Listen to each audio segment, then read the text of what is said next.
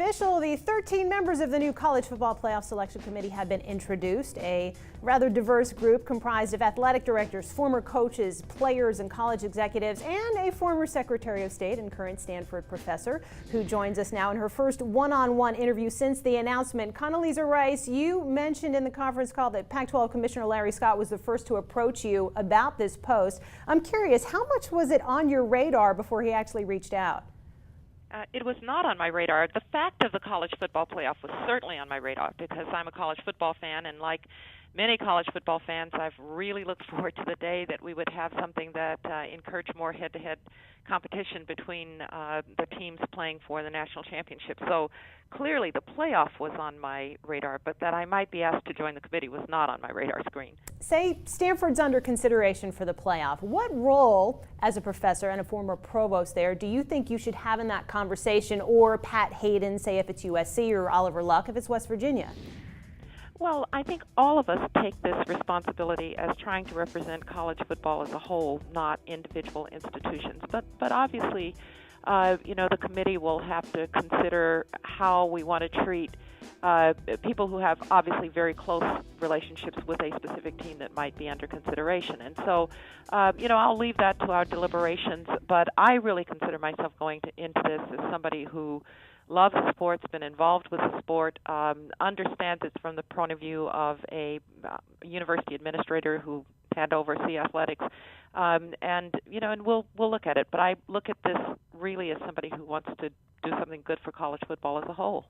I'm sure I'm not the first person to tell you that there were folks like David Pollack at ESPN and former Auburn coach and AD Pat Dye who were questioning your qualifications. How do you defend that?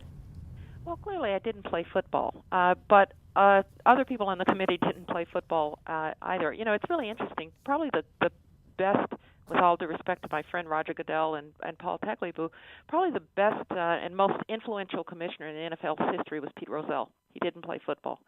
And so I don't think you have to have played the game to be a student of the game. And not only am I a student of the game, I'm a fan of the game, and of course I oversaw Stanford athletics, including football. So I feel well qualified for this committee. I'm really looking forward to the other people on this committee. It's really an all-star cast, and I'm so honored to be a part of it. And, we're going to watch a lot of football, and for me, that's a great joy, not a chore. Well, that's what I was going to ask you. Knowing the rigors of your schedule, whether it's teaching or flying all over the country, speaking engagements and events you're attending, how do you prepare for the role you're about to play on this committee?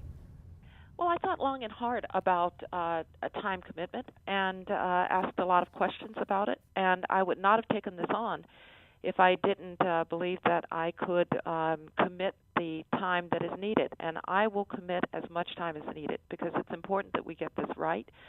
As I said, it's not hard to get me to watch football games. That's what I do almost all day on Saturday in any case. But obviously I'll watch them with a more critical eye and with more on the line. And so I'm prepared to put in whatever time is necessary. And fortunately, at this stage in my life, I have a lot of flexibility in how I balance my schedule. I remember in an interview we did last year, you talked about how you've used sports in diplomatic relations as an icebreaker or a bonding agent. How do you think your work in public office may help you on this committee? Well, I do think when you've been in high positions where you're making really critical decisions and under a lot of pressure, you learn to ask difficult questions. You learn to work with other people to try to come to good decisions. You learn to weigh evidence, and a lot of this is weighing evidence. Some of it will be contradictory evidence about how these teams are performing, how they might perform in a college football playoff. And so I think I've learned to do all of those things. I think I have pretty good critical thinking skills, pretty good decision-making skills, and I recognize the importance of teamwork in something like this. I am so excited about getting into the room with these folks from varied backgrounds, but who all have one thing in common. They love the game, and they believe in the game, and they believe in this particular college football system, playoff system. And so I think the teamwork here is going to be really important. Condoleezza Rice, one of the inaugural 13 members of the new College Football Playoff Selection Committee. Thanks so much for the time. Thank you, Bonnie. Take care.